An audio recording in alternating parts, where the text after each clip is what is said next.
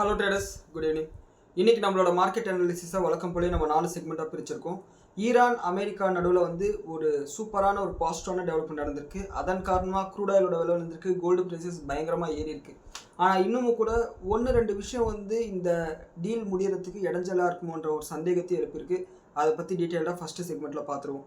And 2வது செக்மெண்ட்டில் நம்மளோட இந்திய அரசாங்கத்துக்கிட்டேருந்து நம்மளோட இந்திய பொருளாதாரத்தை பற்றின சில செய்திகள் வந்திருக்கு.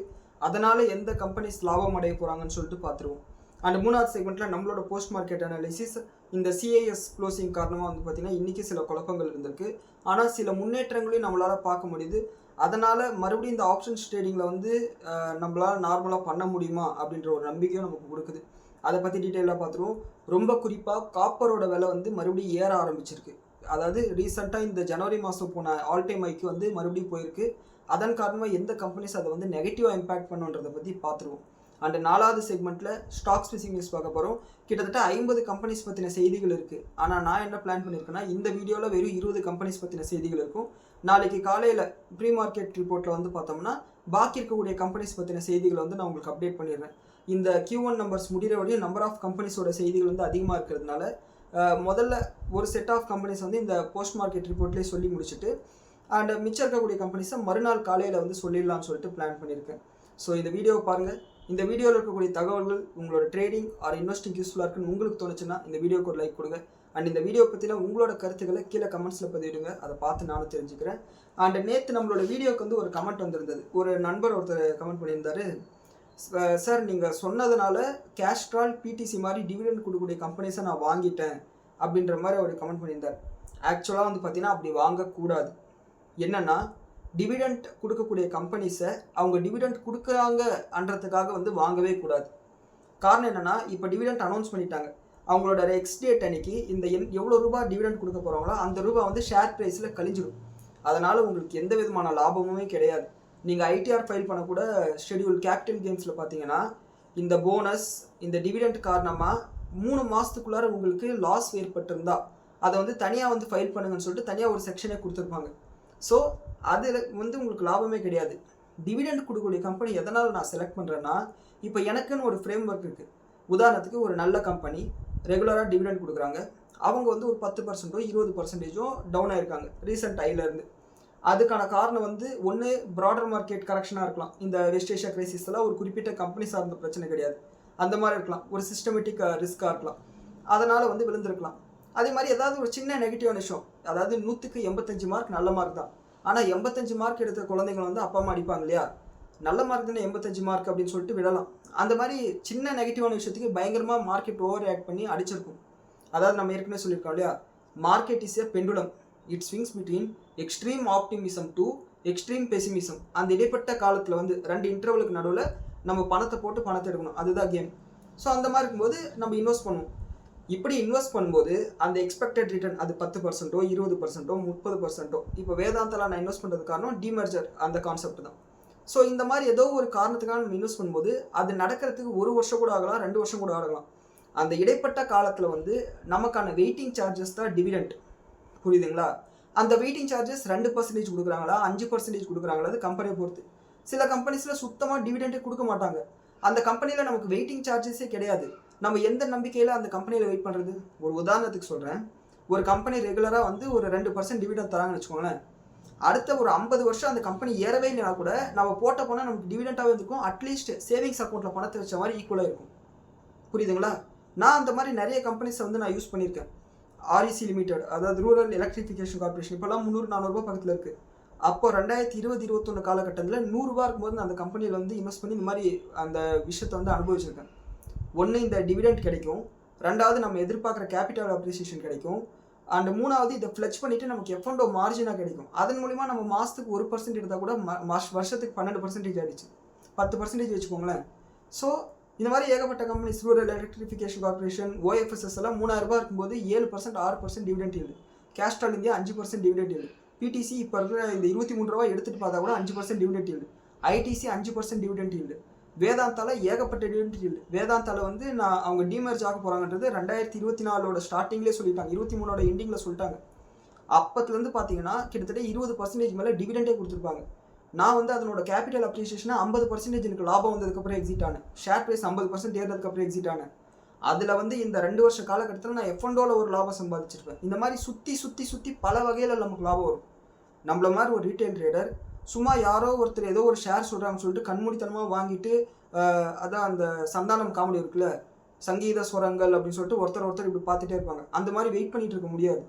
நம்ம வந்து ப்ராப்பராக வந்து அசட்டை டைவர்சிஃபை பண்ணி இதில் லாபம் வந்ததா இதை தூக்கி இதில் போடு, இதில் வந்து ரொம்ப வருஷமாக வந்து லாபமே வராமல் இருக்குது, நஷ்டத்தில் இருக்கும், 10% லாஸில் இருக்கும்.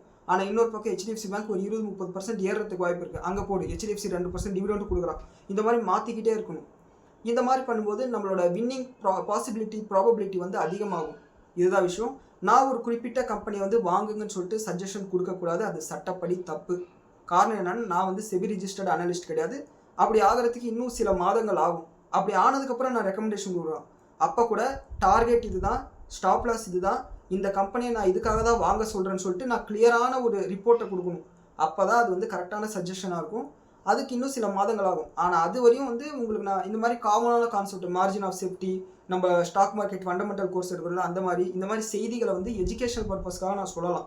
ஸோ சட்டத்தில் நமக்கு இவ்வளோதான் பவுண்டரி கொடுத்துருக்காங்க, குறிப்பிட்ட ஷேர்ஸை வாங்குங்கன்னு சொல்லிட்டு நான் சொல்லக்கூடாது. சில பேர் பண்ணுறாங்க, ஆனால் அது சட்டத்துக்கு புறம்பானது. கடைசியில் வந்து நான் உங்களை வாங்கவே சொல்லலையே அப்படின்னு சொல்லிட்டு சொல்லிடுவாங்க. நான் முதலே சொல்கிறேன், நான் உங்களை எந்த கம்பெனியுமே வாங்க சொல்லலை. இந்த வீடியோவில் இருக்கக்கூடிய தகவல்களை பயன்படுத்திக்கோங்க. புரிஞ்சுக்கிட்டு ஒரு பேப்பர் பண்ண எடுத்துகிட்டு, ஓ இவங்களுக்கு இந்த ஆர்டர் கிடைச்சிருக்கா, அப்போ ஷேர் ப்ரைஸ் ஏறதுக்கு வாய்ப்பு இருக்கா அப்படின்னு சொல்லிட்டு நீங்கள் கணக்கு போடுங்க. சிம்பிள். உங்களுக்கான ஃப்ரேம் ஒர்க்கை நீங்கள் உருவாக்கிட்டீங்கன்னா அதுக்கப்புறம் உங்களுக்கு விளையாடுறதுக்கு ஈஸியாக இருக்கும். அதை தான் நான் சொல்ல வரேன். இது அந்த நண்பருக்காக சொல்கிறது. டிவிடெண்ட் கொடுக்குறாங்கன்றதுக்காக வாங்காதீங்க. டிவிடெண்ட்ன்றது ஒரு கார்பரேட் ஆக்ஷன். அதோட பலனை வந்து பார்த்தீங்கன்னா ஷேர் ப்ரைஸ் வந்து கழிஞ்சிடும். அதை வந்து ஞாபகம் வச்சுக்கோங்க. அண்ட் இன்னைக்கு நம்மளோட வீடியோ போனோம்னா, முதல் செக்மெண்ட் ஜியோ பொலிட்டிக்கல் ஈவெண்ட்ஸ் போது பெரிய அளவுக்கு எந்த அட்டாக்ஸும் நடக்கலை. சின்ன வெடி விபத்துக்களெல்லாம் நடந்திருந்தாலும் பெரிய அட்டாக்ஸ் நடக்கலை. ஈரானுக்கும் அமெரிக்காவுக்கும் மற்ற மீடியேட்டர்ஸ் மூலிமா வந்து பேச்சுவார்த்தை நடந்துட்டு தான் இருக்குது. அண்ட் ஈரானோட ஃபாரின் மினிஸ்டர் வந்து இந்த வெள்ளிக்கிழமை வந்து பாகிஸ்தானுக்கு போக போகிறாரு. அவர் வந்து இந்த மாதிரி எப்போல்லாம் பேச்சுவார்த்தை நடந்தாலும் வெள்ளிக்கிழமை வந்து பாகிஸ்தானுக்கு போகிறாரு.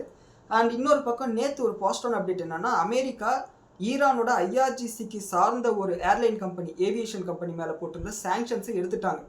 இது ஒரு பாசிட்டிவான ஒரு விஷயமா பார்க்கப்படுது. இருந்தாலும் கூட நாங்கள் இன்னமும் கூட பிளாக்கேடை கண்டினியூ பண்ணுறோம். ஈரானுக்கு எதிரான பிளாக்கேடை, ஈரானோட கப்பலை ஸ்டேட் ஆஃப் ஹார்மஸில் வர விட மாட்டோம், போக விட மாட்டோம்னு சொல்லிட்டு சொல்லியிருக்காங்க.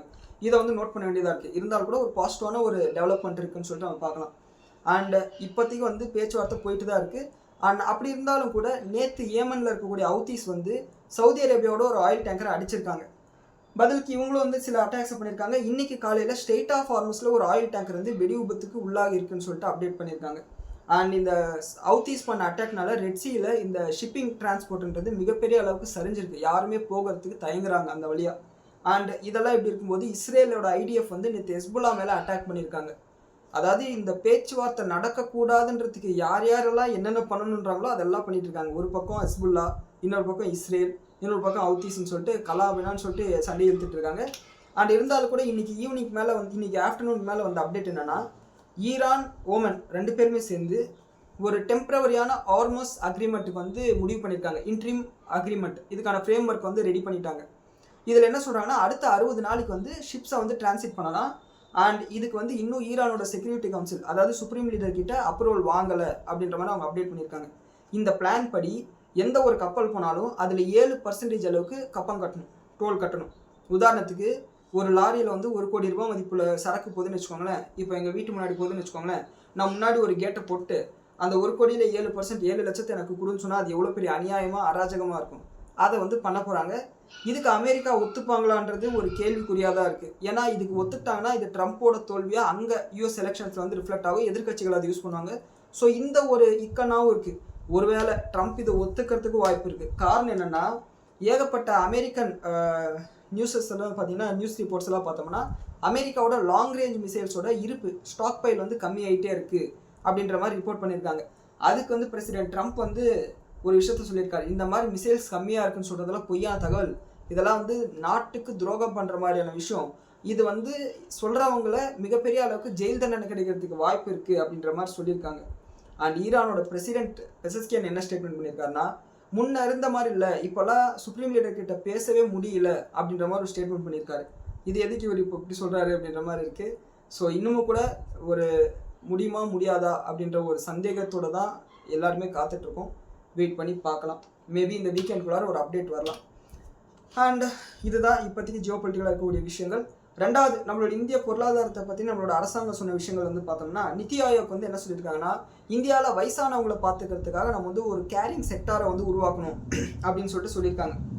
அதாவது இந்த வயசானவங்களோட டேட்டாஸ் எல்லாம் கலெக்ட் பண்ணுறதுக்கு டிஜிட்டல் போர்ட்டல், அவங்களுக்காக கேர் கீவர் அவங்களோட மருந்து மாத்திரை இது எல்லாத்தையும் வந்து பராமரிக்கிற மாதிரி ஒரு விஷயத்த பண்ணணும்னு சொல்லியிருக்காங்க.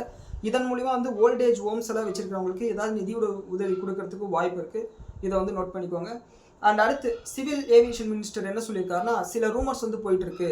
அதாவது ஃப்ளைட்டுக்கு போடுற பெட்ரோலில் வந்து, அதாவது ஏர் டிராஃபிக் ஃபியூல் இருக்குது பார்த்தீங்களா, அதில் வந்து எத்தனால் கலக்கிறாங்கன்னு சொல்லிட்டு போயிட்டு இருக்கு. அந்த மாதிரி எத்தனால் கலக்கிறது இல்லைன்னு சொல்லியிருக்காங்க. அண்ட் அது மட்டும் இல்லாமல் எத்தனால நாங்கள் அமெரிக்காவில் வந்து இறக்குமதி பண்ணுற ஐடியாவில் நாங்கள் இல்லை. ஏன்னா உள்நாட்டில் இருக்கக்கூடிய உற்பத்தியே நம்மளுக்கு போதுமானதாக இருக்குது. உள்நாட்டில் யார் உற்பத்தி பண்ணுறாங்களோ அவங்களுக்கு ப்ரையாரிட்டி கொடுக்கறதுக்கு தான் நாங்கள் வந்து இன்ட்ரெஸ்ட் காமிக்கிறோன்ற மாதிரி சொல்லியிருக்காங்க. இது சுகர் ஸ்டாக்ஸு, டிஸ்டிலரி ஸ்டாக்கெல்லாம் வந்து பாசிட்டிவான விஷயமாக பார்க்கப்படுது.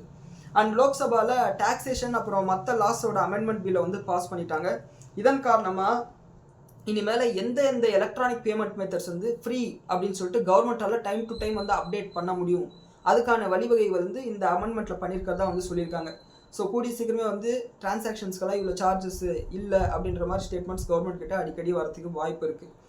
And new tax framework வந்து இன்னும் 3 மாதத்துக்குள்ளார வந்துடும்.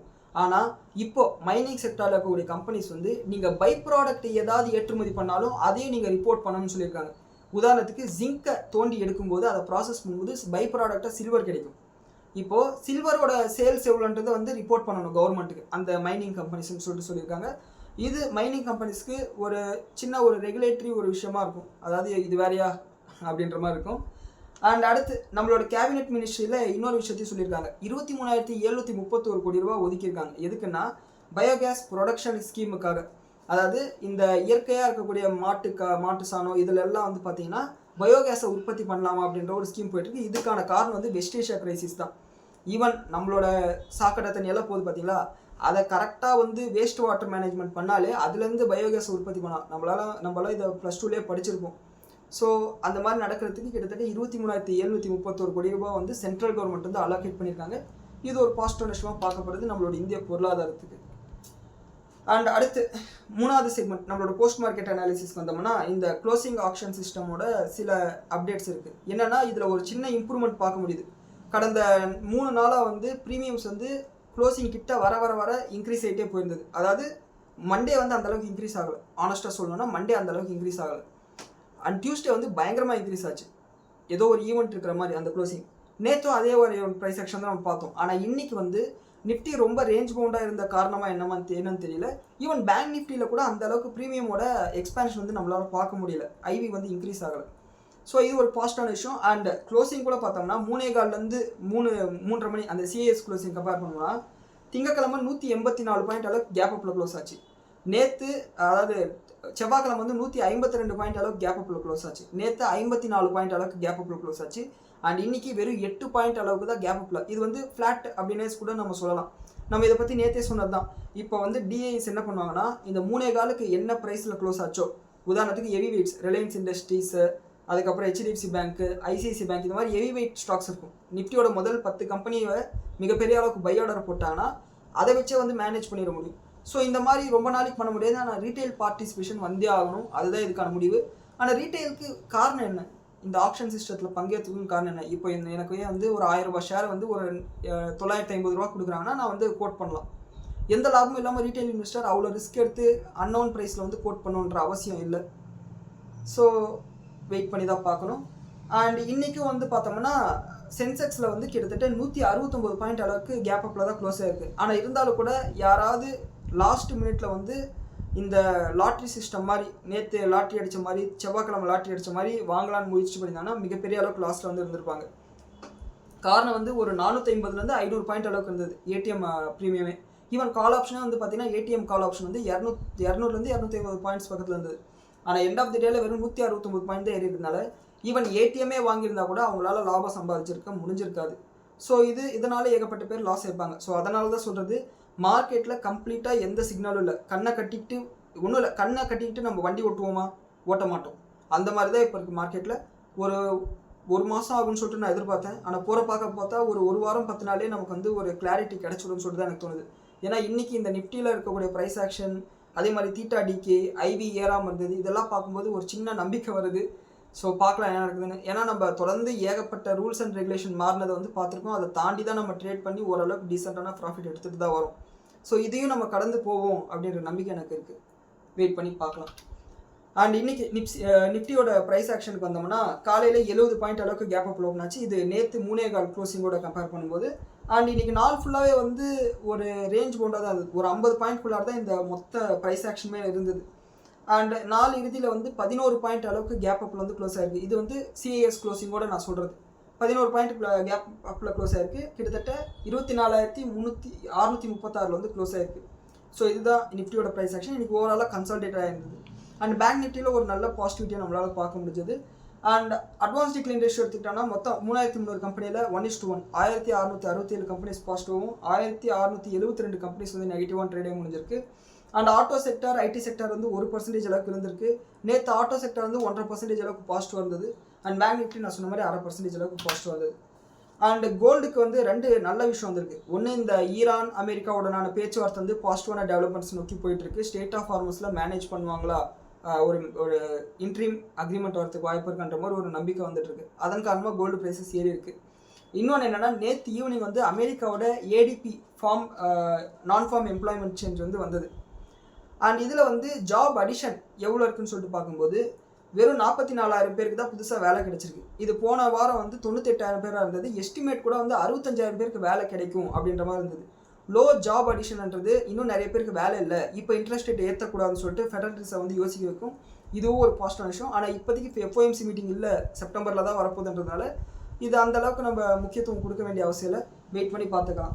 அண்ட் கோல்டு ப்ரைஸஸ் $4,265 இந்த வீடியோவை ஆரம்பிக்கிறதுக்கு முன்னாடி இருந்த வேலை. அண்ட் 24 கேரட் கோல்டு வந்து ஒரு கிராமுக்கு வந்து 14,960 ரூபாவும், 22 கேரட் கோல்டு ஒரு கிராமுக்கு வந்து 13,720 ரூபாயும் ட்ரேட் ஆகி முடிச்சிருக்கு. சில்வர் ஒரு கிலோக்கு வந்து 2,27,000 ரூபாய்க்கு வந்து ட்ரேட் ஆகி முடிச்சிருக்கு. க்ரூட் ஆயில் வந்து ஒரு பாயிண்ட் ஆஃப் டைமில் $79 வரைக்கும் போயிருந்தது. இப்போ மறுபடியும் $81 இருக்குது. ஸோ இவனுக்கு ஏதாவது கலாட்டா பண்ணுவாங்களா இல்லைன்னு சொல்லிட்டு வெயிட் பண்ணி பார்க்கணும். இன்னொரு பக்கம் ஜனவரி மாதத்தில் வந்து ஒரு யுஃபோரியாவில் எல்லோரும் இருந்தாங்க. அதாவது வெள்ளி கட்டி எப்படி வாங்கலாம் அந்த மாதிரி காப்பரை வந்து பார்பாராக வாங்கிட்டு இருந்தாங்க. ஸோ அந்த மாதிரி இருந்தவங்க வந்து பயங்கரமாக லாக் ஆகிட்டாங்கன்னு சொல்லிட்டு நம்மளும் பல செய்திகளை வந்து பார்த்துருந்தோம். அதாவது அந்த டைம் வந்து இன்ஸ்டாகிராம் பார்த்தீங்கன்னா நாங்கள் காப்பர் விற்கிறோம்னு சொல்லிட்டு வீடியோ வரும். அதுக்கப்புறம் அவங்களாம் எங்கே போனானே தெரியல. ஸோ மறுபடியும் அவங்க வரத்துக்கு வாய்ப்பு இருக்குது. என்னென்னா, காப்பர் ப்ரைஸஸ் வந்து மறுபடியும் ஆல் டைம் ஹைக்கு பக்கத்தில் போயிருக்கு லண்டன் மெட்டல் எக்ஸ்சேஞ்சில், எல்எம்இல. அண்ட் இதுக்கு காரணம் வந்து Congo, democratic republic of Congo வந்து காப்பர் ஏற்றுமதியை வந்து தற்காலிகமாக வந்து பேன் பண்ணியிருக்காங்க. காரணம் என்னென்னா, உள்நாட்டிலே வந்து அதை ப்ராசஸ் பண்ணி மதிப்பு கூட்டி விற்கலாம் அப்படின்ற ஒரு பிளானில் அவங்க இருக்காங்க. இது மட்டும் இல்லாமல் காப்பரோட தேவை வந்து வருஷம் இன்க்ரீஸ் ஆகிட்டே தான் இருக்கும். ஸோ இதன் காரணமாக காப்பரோட விலை வந்து அதிகமாக இருக்குது. அண்ட் இதனால் ஏகப்பட்ட கம்பெனிஸ் வந்து நெகட்டிவாக இருக்கும், மார்ஜின் ப்ரெஷர் இருக்கும். உதாரணத்துக்கு இந்த எலக்ட்ரிக் கேபிள்ஸ், பாலிகேபாக இருக்கட்டும், ஆர்பி கேபிள்ஸாக இருக்கலாம், இந்த மாதிரி கம்பெனிஸ் வந்து அது நெகட்டிவாக இருக்கும். அதே மாதிரி எலக்ட்ரானிக்ஸ் கம்பெனிஸ்க்கும் அது நெகட்டிவாக இருக்கும். வேர்ல்ஃபுல் மாதிரியான கம்பெனிஸ்க்கும் அது நெகட்டிவாக இருக்கும். மார்ஜின் ப்ரெஷர் கண்டிப்பாக இருக்கும். அண்ட் இன்னைக்கு எஃப்ஐடிஏ டேட்டா எடுத்துக்கிட்டோம்னா, எஃப்ஐஸ் வந்து 17,86,00,000 ரூபாய்க்கு விற்றுருக்காங்க. டிஐஸ் வந்து 4,013 கோடி ரூபாய்க்கு வாங்கியிருக்காங்க. ஸோ மார்க்கெட்டில் லாஸ்ட் ஹவரில் ஏதாவது ஆர்டர் போட்டாங்கன்னு தெரியல. அண்ட் 4வது செக்மெண்ட் இன்றைக்கான ஸ்டாக் ஸ்பெசிஃபிக் நியூஸுக்குன்னு வந்தோம்னா மொத்தம் 20 கம்பெனிஸ் பற்றின செய்திகள். பாக்கி இருக்கக்கூடிய கம்பெனிஸை பற்றி நாளைக்கு காலையில் ப்ரீ மார்க்கெட் வீடியோவில் இன்றைக்கி இப்போ ஈவினிங் 6 மணிலேருந்து வந்த தகவல் எல்லாத்தையுமே வந்து கிளப் பண்ணி நாளைக்கு காலையில் வந்து வீடியோ வந்துடும். அதை வந்து தவறாமல் பாருங்கள். ஜேகே லக்ஷ்மி சிமெண்ட்டோட Q1 நம்பர்ஸ் வந்து இருக்குது. சேல்ஸ் 9% இன்க்ரீஸ் ஆகிருக்கு. எபிட்டா 17% இருந்திருக்கு. நெட் ப்ராஃபிட் வந்து 28% அளவுக்கு இருந்திருக்கு. இதுக்கு காரணம் வந்து மார்ஜின் ப்ரெஷர் தான். அண்ட் நெட் ப்ராஃபிட் வந்து 150 கோடியிலேருந்து 108 கோடியாக வந்து குறைஞ்சிருக்கு. இது வந்து சிமெண்ட் செக்டாரில் இருக்கக்கூடிய ஒரு மார்ஜின் ப்ரெஷராக நம்மளால் பார்க்க முடியுது. அண்ட் அடுத்து பயோகானோட Q1 நம்பர்ஸ் வந்திருக்கு. இவங்க ஃபார்மா கம்பெனி உங்கள் எல்லாருக்குமே தெரிஞ்சது தான். இவங்களோட ப்ராஃபிட் வந்து 89 கோடியிலேருந்து 137 கோடி அளவுக்கு இன்க்ரீஸ் ஆயிருக்கு. கிட்டத்தட்ட 50% அளவுக்கு இன்க்ரீஸ் ஆயிருக்கு, 40-50% அளவுக்கு. அண்ட் ரெவன்யூ 10% இன்க்ரீஸ் ஆயிருக்கு. மார்ஜினும் இன்க்ரீஸ் ஆயிருக்கு. 19.54% இவங்களோட எபிட்டா மார்ஜின் இருக்குது. அண்ட் எபிட்டா வந்து 11% இன்க்ரீஸ் ஆயிருக்கு. இது ஓரளவுக்கு நல்ல ரிசல்ட் தான். அண்ட் அடுத்து குஜராத் நர்மதா வேலி ஃபெர்டிலைசர்ஸ் கெமிக்கல் JNFC இவங்களோட Q1 நம்பர்ஸ் வந்து சூப்பராக இருக்குது. அதாவது ப்ராஃபிட் வந்து 4 மடங்கு இன்க்ரீஸ் ஆயிருக்கு. 83 கோடி லாபம் பண்ணவங்க இப்போது 312 கோடி ரூபாய் அளவுக்கு லாபத்தை டிக்ளேர் பண்ணியிருக்காங்க இயர் ஆன் இயர் பேசிஸில். ரெவன்யூ 40% இன்க்ரீஸ் ஆயிருக்கு, எபிட்டா 11% இன்க்ரீஸ் ஆயிருக்கு, அண்ட் மார்ஜின் வந்து 2% இருந்தவங்களுக்கு இப்போ 17% இன்க்ரீஸ் ஆயிருக்கு. ஸோ இதன் காரணமாக நம்ம என்ன புரிஞ்சுக்கலாம்னா, ஒன்று இந்த வெஸ்ட் ஏஷியா கிரைசிஸ்னால ஃபெர்டிலைசர்ஸ்க்கு தட்டுப்பாடு இருக்கிறது ஒன்று. இந்த இன்வென்ட்ரி வந்து எப்படி மேனேஜ் பண்ணுவாங்கன்னா, ஃபர்ஸ்ட் இன் ஃபர்ஸ்ட் அவுட்னு சொல்லுவாங்க. அதாவது நான் வந்து இப்போ இந்த 2 தைலம் இருக்குன்னு வச்சுக்கோங்களேன், இந்த 2 தைல டப்பா இருக்குன்னு வச்சுக்கோங்களேன். முதல் தைலத்தை 2 ரூபாய்க்கு வாங்கிட்டேன், 2வது தைலத்தை 5 ரூபாய்க்கு நான் வாங்குறேன்னு வச்சுக்கோங்க. இப்போ நான் விற்கும்போது இப்போ கரண்ட் மார்க்கெட்டில் வந்து நான் 5 ரூபாய்க்கு வாங்கினதை 6 ரூபாய்க்கு நான் விற்கணும். ஆனால் இந்த 6 ரூபாய்க்கு விற்றதோட பொருள் வந்து இதுதான், இதுக்கு 4 ரூபாய் எனக்கு லாபமாக இருக்கும். அடுத்து விலை குறைஞ்சிருச்சுன்னா இந்த 5 ரூபாய்க்கு விற்றதை நான் 3 ரூபாய்க்கு விற்கணும், அப்போ 2 ரூபா நஷ்டம் வரும். ஸோ வரும் குவார்ட்டர்ஸ் வந்து இவங்களோட ப்ராஃபிட் வந்து விழுறதுக்கு வாய்ப்பு இருக்குது. இது வந்து இந்த ஃபர்ஸ்ட் இன் ஃபர்ஸ்ட் அவுட் அப்படின்னு சொல்லிட்டு ஒரு கான்செப்ட் இருக்குது இன்வென்ட்ரி மேனேஜ்மெண்ட்டில். ஸோ அதன் காரணம் அந்த ப்ராஃபிட்டாக கூட இருக்கலாம். அண்ட் இவங்க வந்து ஜிஎம்டிசி அவங்களோட ஒரு எம்ஓஇ வந்து சைன் பண்ணியிருக்காங்க. நிலக்கரியிலேருந்து கெமிக்கல்ஸ் உற்பத்தி பண்ணுறதுக்கான ப்ராசஸில் வந்து ஈடுபட போகிறதா சொல்லியிருக்காங்க. இது வெறும் புரிந்துணர்வு ஒப்பந்தம் தான், இதை வந்து நோட் பண்ணிக்குவாங்க. ஆனால் ரெண்டுமே குஜராத்தோட அரசாங்கத்துக்கு சொந்தமான கம்பெனிஸ், அதையும் வந்து நோட் பண்ணிக்குவாங்க. அண்ட் ஜிஎம்எம் ஃபால்டர் இவங்க வந்து இந்த ஃபார்மாஸ்டிக்கல் கம்பெனி, கெமிக்கல் கம்பெனிஸ்க்கெல்லாம் வந்து மேனுஃபேக்சரிங் எக்யூப்மெண்ட்ஸை தயாரித்து பண்ணி கொடுக்கக்கூடிய கம்பெனிஸ். இவங்களுக்கு வந்து இவங்களோட Q1 நம்பர்ஸை கொடுத்துருக்காங்க. என்னென்னா மார்ஜினில் ப்ரெஷர் இருக்குது, இருந்தாலும் கூட ப்ராஃபிட் இன்க்ரீஸாக இருக்குது. காரணம் என்னென்னா இவங்களோட இன்ட்ரெஸ்ட் காஸ்ட், அதாவது ஃபைனான்சிங் காஸ்ட் வந்து குறைஞ்சிருக்கு, வட்டி கட்டுற பணம் குறைஞ்சிருக்கு. அதை தான் இவங்களோட ப்ராஃபிட் வந்து பூஸ்ட் பண்ணி காமிச்சிருக்கு. ப்ராஃபிட் வந்து 11 கோடியிலேருந்து 24 கோடி, அப்படியே டபுள் ஆயிருக்கு, மோர் தேன் டபுள் ஆயிருக்கு. ரெவன்யூ 16% இன்க்ரீஸ் ஆயிருக்கு, எபிட்டா 7% இன்க்ரீஸ் ஆயிருக்கு. அதான் சொன்னா இல்லையா, மார்ஜினில் ஒரு ப்ரெஷர் இருந்ததுனால ரெவன்யூ இன்க்ரீஸ் ஆனால் கூட எபிட்டா வந்து குறைஞ்சிருக்கு. ஆனால் நெட் ப்ராஃபிட் இன்க்ரீஸ் ஆனது காரணம் இந்த இன்ட்ரெஸ்ட் காஸ்ட்டில் வந்து குறைஞ்சது தான். இந்த எபிட்டா, இன்ட்ரெஸ்ட் காஸ்ட் இதை பற்றி புரியாதவங்க நம்மளோட ஃபண்டமெண்டல் கிளாஸில் வந்து நம்ம இதை பற்றி சொல்லியிருப்போம், P&L ஸ்டேட்மெண்ட் எப்படி அனாலிசிஸ் பண்ணுறதுன்னு. அதை போய் பாருங்கள், உங்களுக்கு ஒரு ஐடியா கிடைக்கும். அண்ட் இது ஓரளவுக்கு ஒரு மீடியமான ஒரு ரிசல்ட் தான். ஆனால் லோன் டெப்டை வந்து குறைச்சிருக்காங்க, அது வந்து ஒரு நல்ல விஷயம். அடுத்து சவிதா ஆயில் டெக்னாலஜிஸ், இவங்களும் வந்து கேஸ்ட்ரால் இந்தியா மாதிரி லூப்ரிகன்ஸை தயாரிக்கக்கூடிய ஒரு கம்பெனி தான். ஆனால் என்ன விஷயம்னா, கேஸ்ட்ராலோ கல்ஃப் ஆயில் லூப்ரிகண்ட்டோ ஓரளவுக்கு நல்ல டிவிடெண்ட் கொடுப்பாங்க. அதை வாங்கிட்டு நம்ம எஃப்என்டோக்கு மார்ஜினாக யூஸ் பண்ணிக்கலாம். அது வரையும் ஏறுற வரையும் நமக்கு வந்து ப்ராஃபிட் வர வரையும் நமக்கு டிவிடெண்ட் வந்து சார்ஜஸாக கிடைக்கும், வெயிட்டிங் சார்ஜஸாக. ஆனால் இவங்க வந்து இந்தளவுக்கு டிவிடெண்ட் கொடுக்குறதில்ல கல்ஃப் ஆயில் லூப்ரிகண்ட்டோட கம்பேர் பண்ணும்போது, கேஸ்ட்ராலோட கம்பேர் பண்ணும்போது.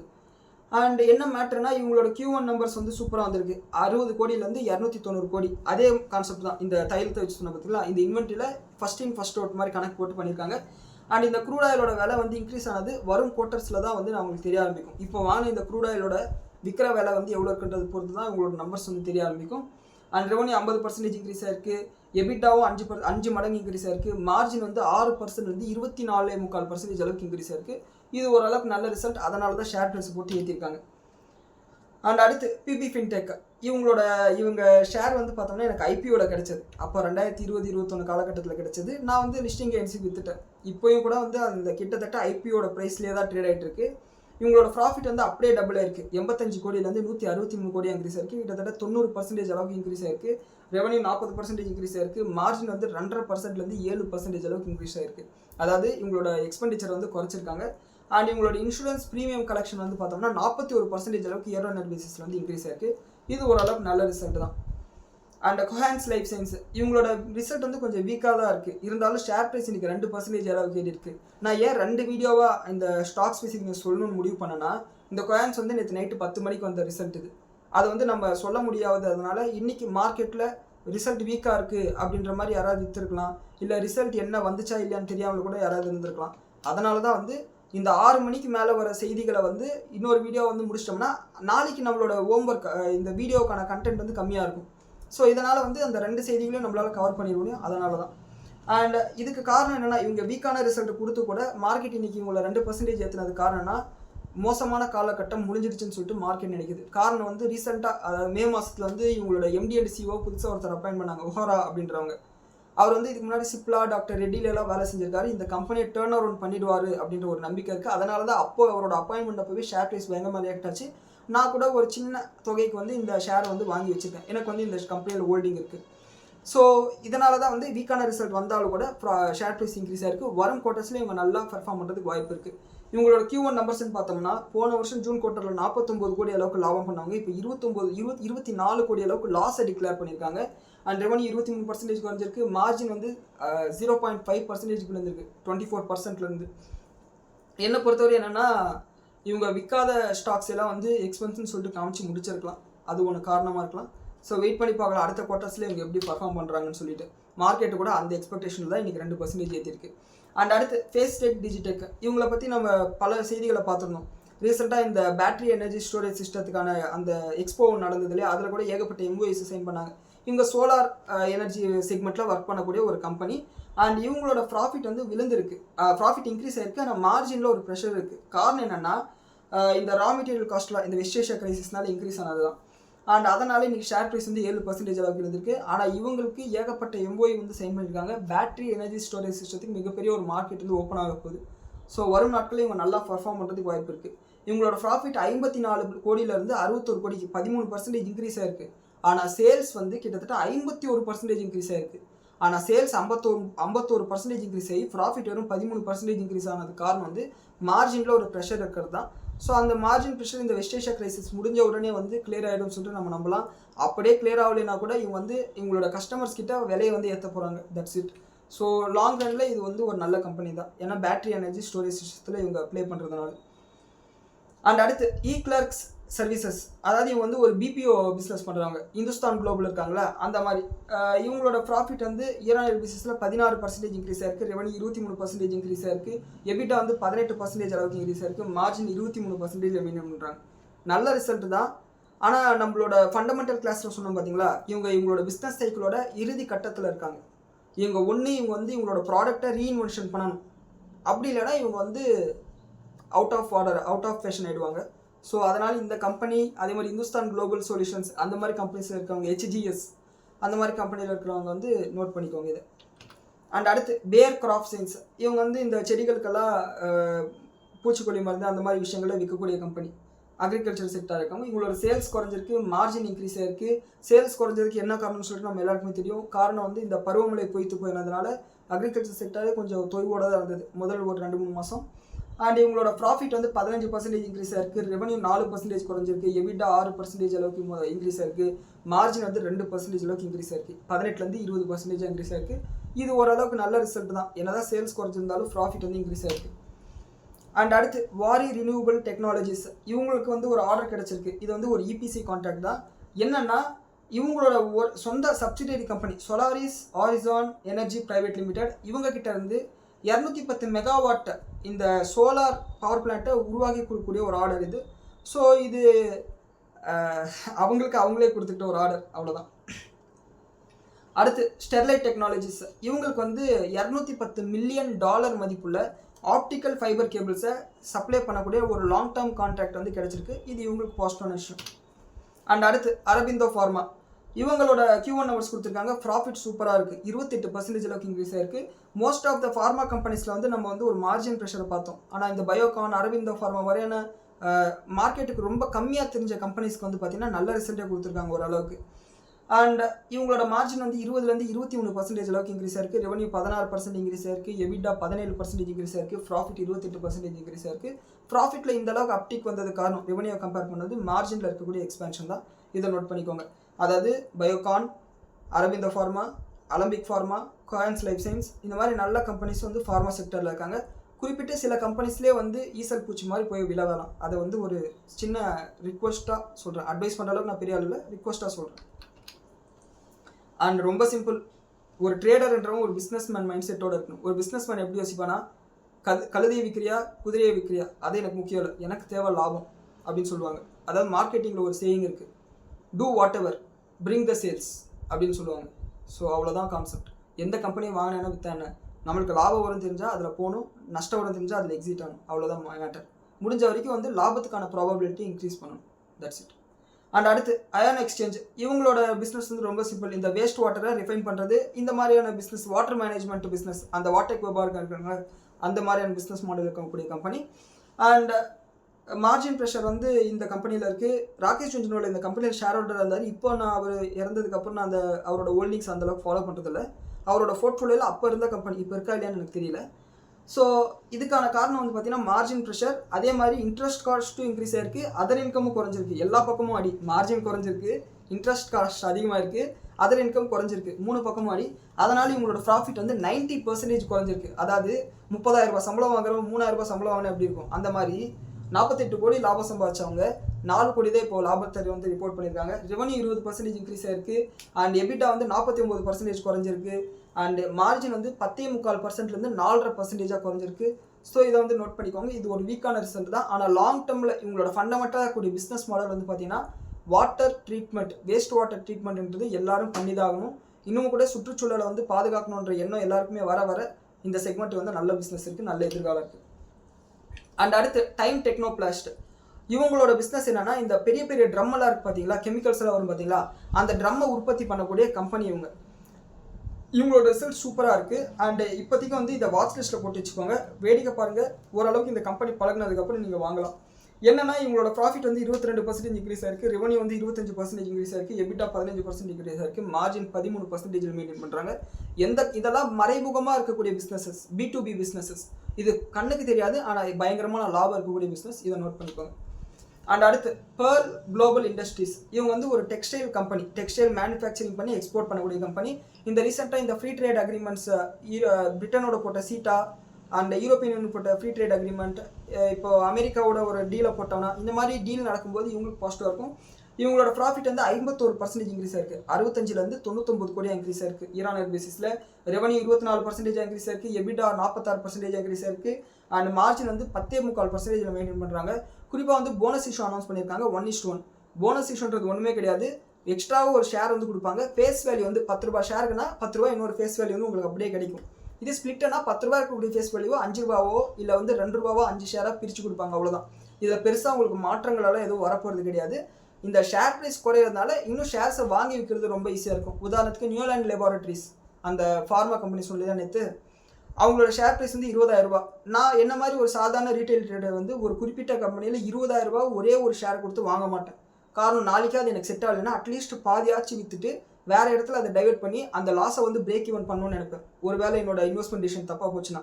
ஒரே ஒரு ஷேரில் 20,000 ரூபா போட்டு வச்சுட்டேன்னா அது ஏறுற வரையும் நான் வந்து உட்காந்து பார்த்துக்கிட்டே இருக்க வேண்டியதான், ஏறுமா ஏறாதான்னு சொல்லிட்டு. ஸோ அந்த மாதிரி ரிஸ்க் இருக்கக்கூடாதுன்னு சொல்லிட்டு ஷேர்ஸை வந்து உடைப்பாங்க. ஸோ இவங்க வந்து போனஸ் இஷ்யூ கொடுக்க போகிறாங்க. இதனால் எந்த விதமான லாபமும் இல்லை, ஷேர் ப்ரைஸ் குறையும், அது ஒரு விஷயம். அண்ட் பவர் கிரிட் கார்பரேஷன், இவங்களோட Q1 நம்பர்ஸ் வந்து வந்திருக்கு. ரிசல்ட் வந்து ஒரு மீடியமான ரிசல்ட், ஃப்ளாட் ரிசல்ட்னு சொல்லலாம். ப்ராஃபிட் வந்து 1% குறைஞ்சிருக்கு, ரெவன்யூ 3% இன்க்ரீஸ் ஆயிருக்கு, எபிட்டா வந்து 4% இன்க்ரீஸ் ஆயிருக்கு, மார்ஜின் இன்க்ரீஸ் ஆயிருக்கு, அதர் இன்கம் அப்படின்னா இன்ட்ரெஸ்ட் கார்டு கொஞ்சம் இன்க்ரீஸ் ஆயிருக்கலாம், அவ்வளோதான். அண்ட் VRL லாஜிஸ்டிக், இவங்களோட ரிசல்ட் வந்து ஏற்கனவே பார்த்துட்டோம். இவங்களோட கான்ஃபரன்ஸ் கைடன்ஸ் கொடுத்துருக்காங்க. என்னன்னா, இந்த FY27 வால்யூம் வந்து 8% க்ரோ ஆகும்னு சொல்லியிருக்காங்க. மார்ஜின் வந்து 20லேருந்து 21% அளவுக்கு மெயின்டைன் பண்ணுவோம் இந்த நிதி ஆண்டுலன்னு சொல்லியிருக்காங்க. அடுத்த 3 வருஷத்துக்கு வந்து வால்யூம் வந்து 7லேருந்து 8% அளவுக்கு சராசரியாக இன்க்ரீஸ் ஆகும்னு சொல்லியிருக்காங்க. இது ஒரு நல்ல கைடன்ஸாக தான் இருக்குது. அண்ட் அது மட்டும் இல்லாமல் ஒரு டன் போக்குவரத்து, சரக்கு போக்குவரத்து பண்ணும்போது எங்களுக்கு வந்து ஒரு டன்னுக்கு 8,546 ரூபா அளவுக்கு கிடைக்குதுன்னு சொல்லியிருக்காங்க. அண்ட் இதுவும் இன்னும் கூட வந்து Q2 வந்து இன்க்ரீஸ் ஆகிறதுக்கு வாய்ப்பு இருக்குன்ற மாதிரி சொல்லியிருக்காங்க. அண்ட் இது எல்லாமே நாங்கள் பெட்ரோல் விலையில் மாற்றம் இருக்காதுன்னு சொல்லிட்டு நாங்கள் கணக்கு போட்டிருக்கோம். பெட்ரோல் விலை ஏறினாங்கன்னா கண்டிப்பாக இதில் வந்து ஒரு அடி விடுறதுக்கு வாய்ப்பு இருக்குது. அண்ட் அடுத்து ஆனுவல் கேபெக்ஸ் வந்து 220லேருந்து 240 கோடி ரூபா பண்ண போகிறாங்கன்னு சொல்லியிருக்காங்க. இதில் 120லேருந்து 140 கோடி வண்டி வாங்குறதுக்காகவும் அண்ட் 150லேருந்து 160 கோடி ரூபா அளவுக்கு ப்ராப்பர்ட்டிஸ் இந்த குடோனெல்லாம் வாங்குறதுக்கு வந்து யூஸ் பண்ண போகிறதா சொல்லியிருக்காங்க. அண்ட் அது மட்டும் இல்லாமல் இந்த குவார்ட்டரில் மட்டும் 120லேருந்து 130 கோடி ரூபா அளவுக்கு ஃப்ரீ கேஷ் ஃப்ளோ வந்து ஜென்ரேட் பண்ணுவோம். அண்ட் இந்த ஒரு வருஷத்துக்குள்ளார 480லேருந்து 500 கோடி ரூபா அளவுக்கு ஃப்ரீ கேஷ் ஃப்ளோ ஜென்ரேட் பண்ணுவோம். அண்ட் இது வந்து கேபெக்ஸுக்கும் பைபேக் பண்ணுறதுக்கும் எங்களுக்கு வந்து உதவியாக இருக்கும். இதனால் டெப்ட் வந்து அதிகமாகாது இந்த நிதி ஆண்டுன்னு சொல்லியிருக்காங்க. இது ஒரு நல்ல கைடன்ஸ்னே நம்ம எடுத்துக்கலாம். அண்ட் அடுத்து கேஸ்ட்ரால் இந்தியா, இவங்களோட கைடன்ஸும் கொடுத்துருக்காங்க. இவங்களோட ரிசல்ட்டை நம்ம ஏற்கனவே பார்த்துட்டோம். இவங்க என்ன சொல்லியிருக்காங்கன்னா, இந்த பருவமழை பொய்த்து போனதுனாலையும் இன்ஃப்ளேஷன் அதிகமாக இருக்கிறதுனாலையும் நாங்கள் வந்து எங்களோட க்ரோத் கைடன்ஸில் ரொம்ப காஷியஸாக இருக்கும். அண்ட் அது மட்டும் இல்லாமல் எபிட்டா மார்ஜின் 21லேருந்து 24% ஆகும். அண்ட் வால்யூம் க்ரோத் வந்து டபுள் ஆக்கிறதுக்கு நாங்கள் ட்ரை பண்ணிட்டு இருக்கோம்னு சொல்லியிருக்காங்க. இண்டஸ்ட்ரியல் பிஸ்னஸும் வந்து டபுள் டிஜிட்டில் க்ரோ ஆகும்னு சொல்லியிருக்காங்க. என்னன்னா ரைசிங் க்ரூட் ஆயில், அதாவது க்ரூட் ஆயிலோட விலையேற்றம் வந்து 3வது குவார்ட்டரில் தான் ரிஃப்ளெக்ட் ஆகும்னு சொல்லியிருக்காங்க. அதாவது ஃபர்ஸ்ட் இன் ஃபர்ஸ்ட் அவுட், அதை பற்றி சொல்லியிருக்காங்க. ஸோ இதுதான் கேஸ்ட்ரால் இந்தியாவோட பிஸ்னஸ் கைடன்ஸ். ஓரளவுக்கு நல்லா தான் இருக்குது. அண்ட் மாருதி சுசுகி, இவங்க கம்பெனி என்ன சொல்கிறாங்கன்னா, இந்த இன்புட் காஸ்ட் வந்து அதிகமானதுனால அதை நாங்கள் மேக்ஸிமம் அப்சர்வ் பண்ணிட்டோங்க. இதுக்கு மேலே வந்து வண்டியோட விலை வந்து ஏற்றுறதுக்கான வாய்ப்புகள் ரொம்ப கம்மின்னு சொல்லியிருக்காங்க. அண்ட் நாங்கள் எங்களோட அதே பிளானில் தான் இருக்கும், கெப்பாசிட்டி எக்ஸ்பென்ஷனில் 2033 நிதியாண்டுக்குள்ளார 44 லட்சம் வண்டிகளை இந்தியாவுக்குள்ளாரே உற்பத்தி பண்ணுற அளவுக்கு நாங்கள் கெப்பாசிட்டி வந்து அதிகரிச்சுவோன்ற மாதிரி சொல்லியிருக்காங்க. இது மாருதி சுசுகியோட ஷேர் ஹோல்டர்ஸ் நோட் பண்ணிக்கோங்க. ஸோ இதுதான் இன்னைக்கான 20 கம்பெனிஸ். பாக்கி இருக்கக்கூடிய கம்பெனிஸை நாளைக்கு பார்த்துக்கலாம். அண்ட் இப்போ நம்ம பேசிகிட்டு இருக்கும்போது க்ரூட் ஆயிலோட விலை வந்து இன்க்ரீஸ் ஆயிருக்கு. $81.4 வந்து இன்க்ரீஸ் ஆயிருக்கு. கோல்டோட ப்ரைஸஸ் வந்து $4269 இருக்குது. அண்ட் நம்மளோட கிஃப்ட் நிஃப்டி வந்து ஒரு 40 பாயிண்ட் அளவுக்கு கேப் டவுன்னு சொல்லிட்டு 47 பாயிண்ட் அளவுக்கு கேப் டவுன் காமிக்குது. டவ் ஜோன்ஸ் வந்து ஒரு 0.25% விழுந்திருக்கு. நாஸ்டாக் வந்து 0.18% விழுந்திருக்கு. அண்ட் S&P 500 வந்து ஃப்ளாட்டாக இருக்குது. மறுபடியும் ஏதாவது கலாட்டா பண்ணுறாங்கன்னு சொல்லிட்டு தெரியல. ஸோ வெயிட் பண்ணி பார்ப்போம். வேறு ஏதாவது முக்கியமான அப்டேட்ஸ் இருந்துச்சுன்னா நாளைக்கு காலையில் வந்து சொல்கிறேன். அண்ட் நாளைக்கு காலையில் வர வீடியோ வந்து பார்த்தீங்கன்னா நாளைக்கு விடியற் காலையில் 4 மணி வரையும் நடந்த விஷயங்கள் மட்டும்தான் இருக்கும். இந்த கிஃப்ட் நிஃப்டி, கொரியன் மார்க்கெட்டோட, தாய்வான் மார்க்கெட்டோட பொசிஷன் எல்லாமே வந்து பார்த்தீங்கன்னா நம்ம வாட்ஸ்அப் சேனல் அப்டேட் பண்ணுறேன். 4 மணிக்கு நான் ரெக்கார்ட் பண்ண பாயிண்ட்ஸ் எழுதி 6 மணிக்குள்ளே ரெக்கார்ட் பண்ணாதான் 7-7:30 மணிக்கு நான் வீடியோ வந்து ரிலீஸ் பண்ண முடியும். அதனால் 4 மணி வரை இருக்கக்கூடிய தகவல் தான் அதில் இருக்கும். ஸோ காரணம் என்னென்னா, இந்த ரிசல்ட் சீசன் முடிகிற வரையும் கம்பெனிஸை வந்து நம்ம 2ஆக பிரிச்சிடலாம். அது மட்டும்தான் விஷயம். ஏன்னா லேட்டாக சொல்கிறதுனால அது யாருக்குமே யூஸ் கிடையாது. அதனால் ஸோ இந்த வீடியோ பற்றின உங்களோட கருத்துக்களை கீழே கமெண்ட்டில் சொல்லுங்கள். நன்றி, வணக்கம், ஜெய் ஹிந்த்.